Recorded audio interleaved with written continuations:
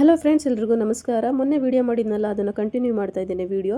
So night ಅಡುಗೆ ಮಾಡಬೇಕು ಅಂತ ಪ್ರಿಪೇರ್ ಮಾಡ್ತಿದ್ವಿ. ಮಧ್ಯಾಹ್ನ ಹುಡುಗರು ಆಟ ಆಡಿದ್ರು. ಸೊ ಸೆಕೆ ನಾವು ಸುಮ್ಮನೆ ಇರೋಕ್ಕಾಗಲ್ಲ, ಸ್ವಲ್ಪ ಹೊತ್ತು ಮಕ್ಕಳ ಜೊತೆ ಆಟ ಆಡಿ ಆಮೇಲೆ ಐಸ್ ಕ್ರೀಮ್ ಎಲ್ಲ ತಿಂದ್ವಿ. ಸಂಜೆ ಆಯಿತು. ಸೊ ಅಡುಗೆ ರೆಡಿ ಮಾಡ್ತಿದ್ವಿ. ಇವಾಗ ಏನೇನು ಹಾಕಿದ್ಯಾ? ಎಣ್ಣೆ, ಅದಾದಮೇಲೆ ಪಲಾವ್ ಎಲೆ, ಕಸ್ತೂರಿ ಮೆಥಿ, ಅದೇ ಚಿಕ್ಕ ಲವಂಗ, ಸಾರು, ಅದು ಈರುಳ್ಳಿ, ಮೆಣಸಿನ್ಕಾಯಿ.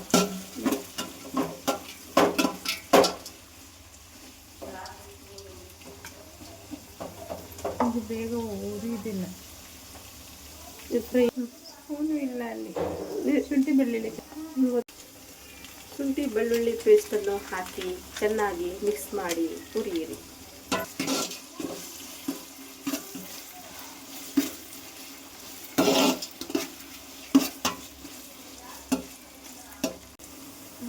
ಹುರಿ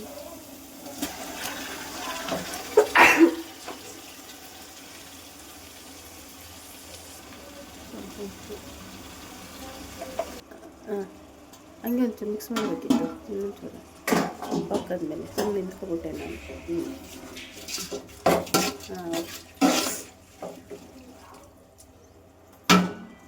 ಇದೆಲ್ಲ ಬರುತ್ತೆ. ಟೊಮೊಟೊ ಬೆಂದಿದೆಯೇ?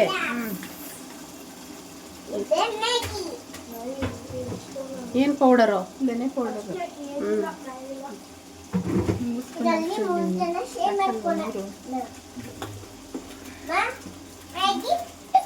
ಏಯ್, ನೀವೆಲ್ಲ ಏನು ಮಾಡ್ತಿದ್ದೀರ ನೋಡ್ರಿ. ಪುಡಿ, ಅಚ್ಚ ಖಾರದ ಪುಡಿ. ಒಂದು ಸ್ವಲ್ಪ ಖಾರ ಬೇಕು, ಆಗೋದು ಜಾಸ್ತಿ. ಕರೆಂಟ್ ಬಂತು. 4 ಸ್ಪೂನ್ ಹೊರಟೋಯ್ತಲ್ಲ ಮತ್ತೆ.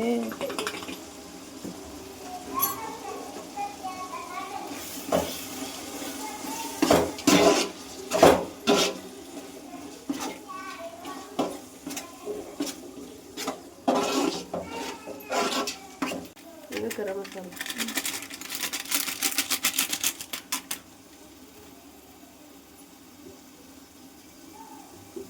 ಪುದೀನ ಕೊತ್ತಂಬರಿ ಸೊಪ್ಪು,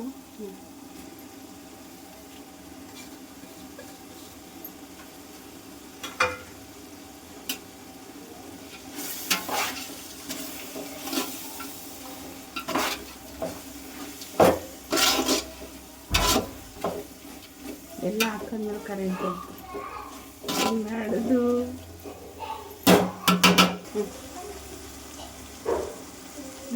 ಕಿತ್ತಿಲ್ಲ, ಆ ಲೆವೆಲಿಗೆ ನಾನು ಕಿತ್ತಿದ್ದು ಸಣ್ಣಗೆ.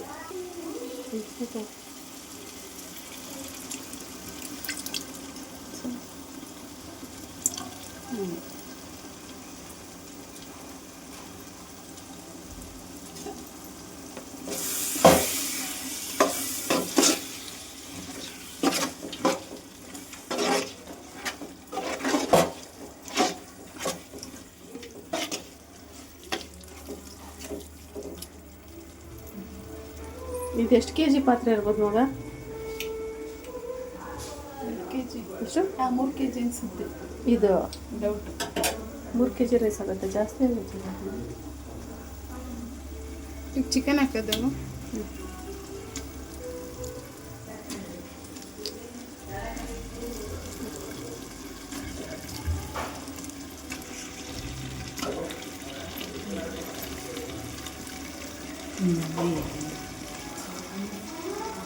ಇದೆಲ್ಲ ಎತ್ತಕ್ಕೆ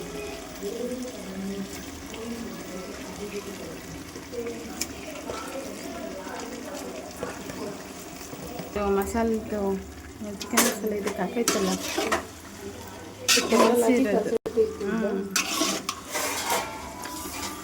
ಈಗ ಇದು ಬೇಯ್ಕೊಳ್ಳಿ. ಇದು ಸ್ವಲ್ಪ ನೀರು ಬಿಟ್ಕೊಂಡು ಎಣ್ಣೆನೆಲ್ಲ ನೆನೆಗೆ ಬಂದಮೇಲೆ ನೀರು ಹಾಕ್ಬಿಟ್ಟು ಅದಕ್ಕೆ ನೀರು ಹಾಕ್ದಂಗೆ ಹಂಗೆ ಮುಚ್ಚಿಕ್ತೀಯ.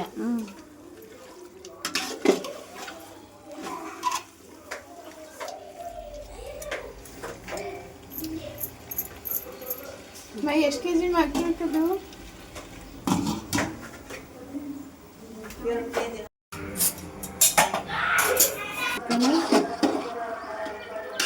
ಕೈಯಾಡು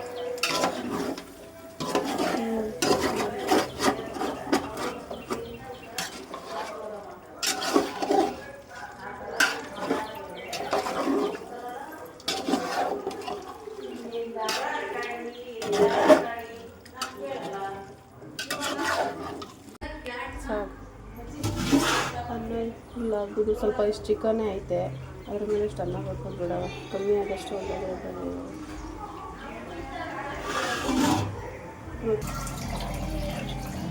ತಂಗಿ ಬಿರಿಯಾನಿ ಮಾಡಿದ್ಲು, ನಾನು ವಿಡಿಯೋ ಮಾಡೋಣ ಅಂತ ವಿಡಿಯೋ ಮಾಡಿದೆ. ರೆಸಿಪಿ ಹಾಗೆ ಇದನ್ನು ತೋರಿಸ್ಬೇಕು ಅನ್ನೋದೇನೂ ಇರಲಿಲ್ಲ. ಸೊ ವ್ಲಾಗ್ ಆಗಲಿ ಅಂತ ಅಂದ್ಬಿಟ್ಟು ಮಾಡಿದ್ದೆ. ಹಾಗೆ ಅಪರೂಪಕ್ಕಲ್ವ ನಾವು ಜೊತೆಲಿರೋದು, ಹಂಗೆ ಅವಳು ಒಂದು ಕುಕಿಂಗ್ ಮಾಡಿದ್ದು ವೀಡಿಯೋ ಇರುತ್ತೆ ಅಂತ ಅಂದ್ಬಿಟ್ಟು ವ್ಲಾಗಿಗೆ ಸೇರಿಸ್ಕೊಳ್ಳೋಣ ಅಂತ ಹೇಳಿ ನಾನು ಕಂಟಿನ್ಯೂ ವಿಡಿಯೋ ಮಾಡ್ತೀನಿ. ರೆಸಿಪೀಸ್ ಎಲ್ಲ ಸಿಂಪಲ್ಲೇ ನೋಡ್ತಿದ್ರೆ ನಿಮಗೆ ಗೊತ್ತಾಗುತ್ತೆ. ಆಲ್ಮೋಸ್ಟ್ ಎಲ್ಲ ಹೇಳಿದ್ದೇನೆ ಅದರಲ್ಲಿ. ಬಿರಿಯಾನಿ ಅಂತೂ ತುಂಬ ಚೆನ್ನಾಗಿ ಬಂದಿತ್ತು, ಚೆನ್ನಾಗಿ ಮಾಡಿದ್ಲು. ಬಟ್ ತುಂಬ ಟೈಮ್ ತೊಗೊಳ್ತು. ಬೇರೆ ಯಾರೋ ಗೆಸ್ಟ್ ಬರ್ತಾರೆ ಅಂತ ಹೇಳಿದ್ರು, ಮನೆಗೆ ತುಂಬ ಚೆನ್ನಾಗಿದ್ವಿ, ಹಂಗಾಗಿ ಬಿರಿಯಾನಿ ಮಾಡಬೇಕಾಗಿತ್ತು. ಒಂದು ಪಾತ್ರೆ ಬಿರಿಯಾನಿ ಚೆನ್ನಾಗಿ ಮಾಡಿದ್ವಿ. ಅಕ್ಕಿ ಬಂದು ಅಳತೆ ಎಲ್ರಿಗೂ ಗೊತ್ತಿದೆ, ನಾವು ಎಷ್ಟು ತೊಗೊಳ್ತೀವಿ ಅದ್ರ ಒಂದು ಬಟ್ಟೆ ತೊಗೊಂಡು 2 ಬಟ್ಟೆ ನೀರು ಈಗ ಹೇಳಿದ್ದಾಳೆ. ಸೊ ತುಂಬ ಡಿಸ್ಟರ್ಬೆನ್ಸ್ ಇರೋದ್ರಿಂದ ಆದಷ್ಟು ಒರಿಜಿನಲ್ ವಾಯ್ಸೇ ಬಿಟ್ಟಿದ್ದೀನಿ ನಾನು. ಇಲ್ಲಿಂದ ಏನಕ್ಕೆ ವಾಯ್ಸ್ ಓವರ್ ಬಿಟ್ಟಿದ್ದೀನಿ ಅಂತಂದರೆ ತುಂಬ ಡಿಸ್ಟರ್ಬೆನ್ಸ್ ಇಟ್ಕೊಂಡು ಡಕ್ ಹಾಕ್ಕೊಂಡು ಸ್ಪೀಕರ್ ಹಾಕ್ಕೊಂಡು ಡ್ಯಾನ್ಸ್ ಮಾಡಿಕೊಂಡು ತುಂಬ ಡಿಸ್ಟರ್ಬೆನ್ಸ್ ಇತ್ತು. ಆ್ಯಕ್ಚುಲಿ ನಾವು ಮಾತಾಡಿರೋದೇ ಕರೆಕ್ಟಾಗಿ ಕೇಳಿಸಿಲ್ಲ, ಮಧ್ಯೆ ಮಧ್ಯೆ ಡಿಸ್ಟರ್ಬೆನ್ಸ್ಗೆ. ಹಾಗಾಗಿ ನಾನು ಸ್ಟಾರ್ಟಿಂಗ್ ಮಾತಾಡಿ ಅಗೇನ್ ನಾನು ಕಂಟಿನ್ಯೂ ವಾಯ್ಸ್ ಕೊಟ್ಟಿದ್ದೀನಿ.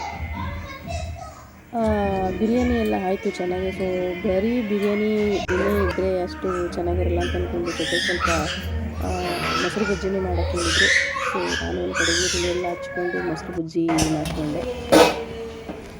ಅಕ್ಕಿ ಕುದೀತು, ತುಂಬ ಟೈಮ್ ತೊಗೊಳ್ತು. ಜಾಸ್ತಿ ದೊಡ್ಡ ಪಾತ್ರೆ ಮಾಡ್ತೀವಲ್ಲ, ಇಲ್ಲಾಂದರೆ ಅಟ್ಲೀಸ್ಟು 1 2 3 ಜನಕ್ಕೆ ಕುಕ್ಕರಲ್ಲಿ ಇಟ್ಬಿಟ್ಟು ಹೆಂಗೋ ಮಾಡ್ಕೊಂಬರ್ಬೋದು, ಮ್ಯಾಕ್ಸಿಮಮ್ ಒಂದು 4 ಜನಕ್ಕೆ. ಸೊ ಊರ ಕಡೆ ಹೋದಾಗ ಆಗಲ್ಲ, ಪಾತ್ರೆಯಲ್ಲಿ ನಿಧಾನ ಆಗುತ್ತೆ.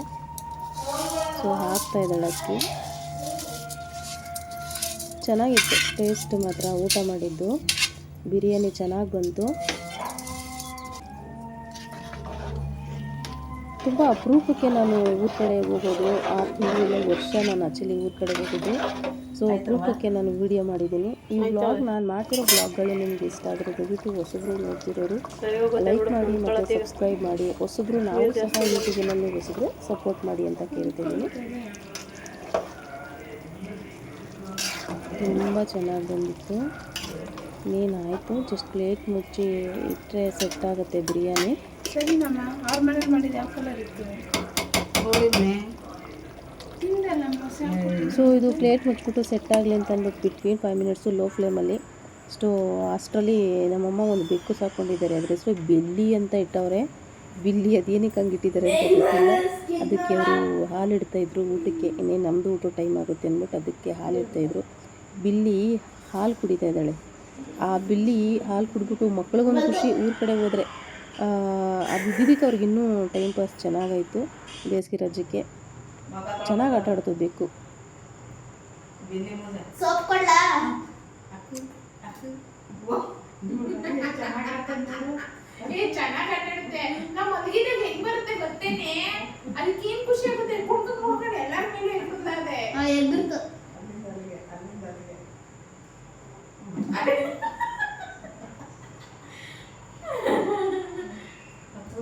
ಅಂದ್ರೆ ಇದು ಸ್ವಲ್ಪ ದಪ್ಪಾಗಿ ಬಾಡಿ ಬಂದ್ರೆ ಚೆನ್ನಾಗಿ ಕಾಣಿಸುತ್ತಲ್ವಾ, ಕಣ್ಣು ಅದ್ರೊಳಗೆ ಮುಟ್ಬಿಟ್ಟದೆ. ಇನ್ನೊಂದು 4-5 ಕವರ್ ಹಾಕ್ಬಿಟ್ಟು ತುರುಗ್ಬಿಟ್ಟು ಹಿಂಗೆಲ್ಲ ಮುತ್ತುಬಿಟ್ಟು ಮಡಿಗೆವನಿ. ಬೆಕ್ಕು ಚೆನ್ನಾಗಿ ಆಡ್ತಿತ್ತು, ಆಟ ಆಡ್ಕೊಂಡು ನೋಡ್ಕೊಂಡು ಕೂತಿದ್ವಿ. ಅಷ್ಟೊಂದು ಟೈಮ್ ಆಗಿತ್ತು. ಆಮೇಲೆ ಕಿಚನಿಗೆ ಮತ್ತೆ ಬಂದು ನೋಡಿದ್ವಿ, ಬಿರಿಯಾನಿ ಚೆನ್ನಾಗಿ ಸೆಟ್ಟಾಗಿತ್ತು. ಸೊ ಬಿರಿಯಾನಿ ಆಗಿತ್ತು, ಚೆನ್ನಾಗಾಗಿದೆ ಅಂತಂದ್ಬಿಟ್ಟು ಸ್ಟವ್ ಆಫ್ ಮಾಡಿದ್ವಿ. ಮೊಟ್ಟೆ ಬಾಯ್ಲ್ ಇಟ್ಟಿದ್ದೆ, ಮೊಟ್ಟೆನೂ ಬಾಯ್ಲ್ ಆಯಿತು. ಅಷ್ಟೊಂದು ಮೊಸರು ಬಜ್ಜಿನೂ ರೆಡಿ ಆಯಿತು. ಎಲ್ಲ ಕ್ಲಿಯರ್ ಆದಮೇಲೆ ಎಲ್ಲರೂ ಕೂತ್ಕೊಂಡು ಜೊತೆಯಲ್ಲಿ ಊಟ ಮಾಡಿದ್ವಿ. ಊಟ ಚೆನ್ನಾಗಾಯಿತು. ಊಟ ಎಲ್ಲ ಚೆನ್ನಾಗಿ ಮಾಡಾದ್ಮೇಲೆ ನಮ್ಮ ಅಣ್ಣ ಮಕ್ಕಳನ್ನ ಕರ್ಕೊಂಡೋಗಿ ರೀಲ್ಸ್ ಮಾಡಿದ್ನಂತೆ. ಆ ವಿಡಿಯೋ ನನ್ನ ಹತ್ರ ಇಲ್ಲ, ಜಸ್ಟ್ ಫೋಟೋ ಹಾಕಿದ್ದೀನಿ. ಆ ವೀಡಿಯೋಸ್ ಎಲ್ಲ ನೋಡ್ಕೊಂಡು ಕೂತಿದ್ರು, ಮಕ್ಳದ್ದು ರೀಲ್ಸು. ಸೊ ಆಮೇಲೆ ಗ್ಯಾಪಲ್ಲಿ ಆಲ್ರೆಡಿ ನಾನು ಕೂಡ ಈ ರೀಲ್ಸ್ ಅಪ್ಲೋಡ್ ಮಾಡಿದ್ದೀನಿ. ಇವಳು ನನ್ನ ತಂಗಿ ಮಗಳು, ಅವಳಿಗೆ ಡೈಲಾಗ್ ಕೇಳಿಕೊಂಡು ಒಂದು ರೀಲ್ಸ್ ಮಾಡೋಣ ಅಂತಂದ್ಬಿಟ್ಟು ನಾನು ಒಂದು ರೀಲ್ಸ್ ಮಾಡಿಕೊಂಡೆ. ನೈಟು ಹೇಳಿದ್ಲು, ಅವಳಿಗೂ ಇಂಟ್ರೆಸ್ಟ್ ಇದೆ, ಚೆನ್ನಾಗಿ ಆ್ಯಕ್ಟ್ ಮಾಡ್ತಾಳೆ. ಎಲ್ಲರೂ ಖುಷಿಪಟ್ಟರು ಈ ವಿಡಿಯೋ ನೋಡಿ. ಅವಳಿಗೂ ತುಂಬ ಖುಷಿ ಆಯಿತು. ಮತ್ತೆ ಮಾಡೋಣ ಅಂತ ಅನ್ಕೊತಾ ಇದ್ವಿ, ಬಟ್ ಮತ್ತೆ ಅದು ಇದು ಕೆಲಸ ಏನೋ ಒಂದಿದ್ರಿಂದ ಯಾವುದು ಬೇರೆ ರೀಲ್ಸ್ಗಳು ಮಾಡೋಕ್ಕಾಗಲಿಲ್ಲ. ಈ ರೀಲ್ಸ್ ತುಂಬ ಚೆನ್ನಾಗಿ ಬಂತು. ನಾನು ಇವಳ ಜೊತೆ ರೀಲ್ಸ್ ಮಾಡಿಕೊಂಡು ಅವರು ಹೊರಗಡೆ ಮಕ್ಕಳದು ರೀಲ್ಸ್ ಎಲ್ಲ ನೋಡ್ಕೊಂಡು ಕೂತಿದ್ರು. ಸೊ ಆಮೇಲೆ ಹೊರಗಡೆ ನೈಟು ಕೂತಿದ್ವಿ, ಗಾಳಿಗೆ ಸೆಕೆ, ವಾಕ್ ಮಾಡಿಕೊಂಡು ನೈಟಲ್ಲಿ ಮಾತಾಡಿಕೊಂಡು ಹಸ್ಬೆಂಡ್ ಜೊತೆ ಕಾಲಲ್ಲಿ ಮಾತಾಡಿಕೊಂಡು ಎಲ್ಲರೂ ಹಿಂಗೆ ಅವ್ವ ಅಮ್ಮ ಅಕ್ಕ ಅಣ್ಣ ತಂಗಿ ಎಲ್ಲರೂ ಕೂತಿದ್ವಿ. ಅಷ್ಟರಲ್ಲಿ ಏನೋ ನ್ಯೂಸ್ ಬಂತಪ್ಪ, ಇಲ್ಲೇನೋ ಹಾವು ಬಂದಿದೆ ಅಂತ.